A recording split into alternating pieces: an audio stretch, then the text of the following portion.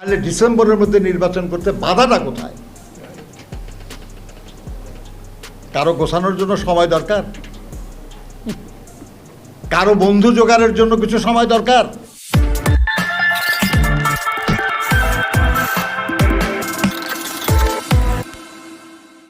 সংস্কার প্রস্তাব হলো, আমাদের মতামত চাওয়া হলো, আমরা মতামত দিলাম, জাতীয় ঐক্যমত্য কমিশন গঠন করা হলো, সেই কমিশন আমাদের সঙ্গে আলোচনা করেছে, আমরা আমাদের মতামত ব্যক্ত করেছি, বিভিন্ন রাজনৈতিক দল তাদের মতামত ব্যক্ত করেছে এবং ঐক্যমত্য কমিশনের যিনি দায়িত্বে আছেন প্রফেসর আলী রিয়াজ সাহেব, তিনি বলেছেন যে এই মে মাসের মধ্যেই সব রাজনৈতিক দলগুলির সঙ্গে আলোচনা ক্রমে তার একটা জায়গায় পৌঁছতে পারবেন যেখানে বোঝা যাবে যে কোন কোন সংস্কার প্রস্তাবে সবগুলি রাজনৈতিক দল একমত, কোন কোন সংস্কারের প্রস্তাবে বিভিন্ন রাজনৈতিক দলের কিছু ভিন্ন মত আছে। এগুলো আমরা বুঝে ফেলতে পারব।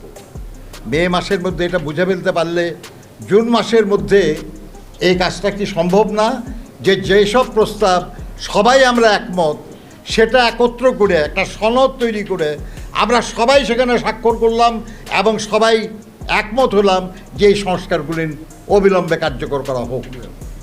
আইনের মাধ্যমে, অধ্যাদেশের মাধ্যমে যেটা করা যাবে সেটা এখনই হবে, যেটা সংবিধানের পরিবর্তন প্রয়োজন হবে সেটা আগামী নির্বাচিত সংসদে হবে। সবাই একমত হয়ে দস্তখত করে দিলাম আমরা এবং সেই অনুযায়ী আগামী দিনে কাজ চলবে। এই কাজটা যদি জুন মাসের মধ্যেই সম্ভব হয়, এমনকি যদি জুলাই মাসের মধ্যেও সম্ভব হয়, তাহলে ডিসেম্বরের মধ্যে নির্বাচন করতে বাধাটা কোথায়? কারো গোছানোর জন্য সময় দরকার, কারো বন্ধু জোগাড়ের জন্য কিছু সময় দরকার।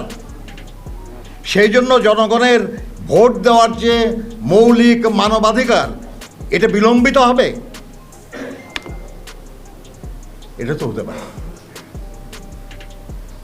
কাজেই আমরা মনে করি যে আমরা যে দাবি করেছি এটা অত্যন্ত যৌক্তিক এবং এর বিরুদ্ধে যৌক্তিক কোনো প্রস্তাব বা কোনো বক্তব্য কেউ হাজির করতে পারে নাই। সেজন্য আবার বলছি, দেখেন একটা দেশে অনেক অনেক সংকটের কথা অনেকেই বলেছেন, আমি ওই দিকে যাচ্ছি না, এগুলো অনিবার্য ব্যাপার। একটা দেশে অর্থনৈতিক, সামাজিক, রাজনৈতিক নানা ধরনের অস্থিরতা, নানা ধরনের সমস্যা থাকে, আর সেটা অ্যাড্রেস করার জন্য, সেটা মোকাবেলা করার জন্য, সেটা সমাধানের জন্য রাজনৈতিক শক্তির কোনো বিকল্প নাই, নির্বাচিত সরকারের কোনো বিকল্প নাই। এটা যত দ্রুত আমাদের অন্তর্বর্তীকালীন সরকার বুঝবেন তত ভালো। আমি বিশ্বাস করি তারা বোঝেন, কিন্তু নানাভাবে প্রভাবিত করার চেষ্টা হচ্ছে তাদেরকে। এর কোনোটাই গণতন্ত্রের পক্ষে না। কেউ কেউ বলে রাজনীতিবিদরা পরে এগুলো করবে না। কে করবে? সামরিক শাসন চান না এক ব্যক্তির শাসন চান না স্বৈর শাসন চান? বিকল্প তো একটাই, রাজনৈতিক সরকার, জনগণের নির্বাচিত সরকার স্লো হয়, অনেক সময় ভুলও করে, কিন্তু তার চেয়ে ভালো ব্যবস্থা তো আর কিছু আবিষ্কার হয়নি আজ পর্যন্ত।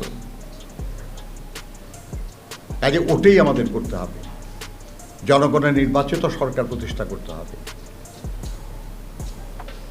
যে গণতন্ত্রের জন্য আমাদের সাথীরা জীবন দিয়েছেন, এমনকি জুলাই আগস্টে লড়াইয়ে যারা জীবন দিয়েছেন তারাও গণতন্ত্রের জন্যই জীবন দিয়েছেন, তারাও জনগণের শাসন প্রতিষ্ঠার জন্য জীবন দিয়েছেন, তারাও ফ্যাসিবাদের পরিবর্তনের জন্য জীবন দিয়েছেন।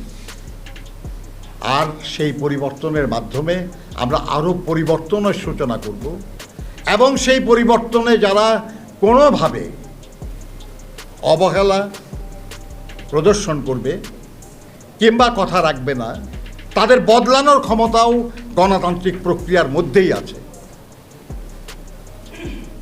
আমরা সেই প্রক্রিয়ায় যুক্ত হতে চাই। আমি মৌলানা মতিন সাহেব বেঁচে থাকলে আজকে এইখানে বসে উনিও এই একই দাবি করতেন।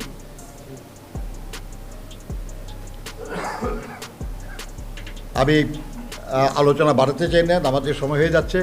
আপনাদের অনেক সবাইকে ধন্যবাদ।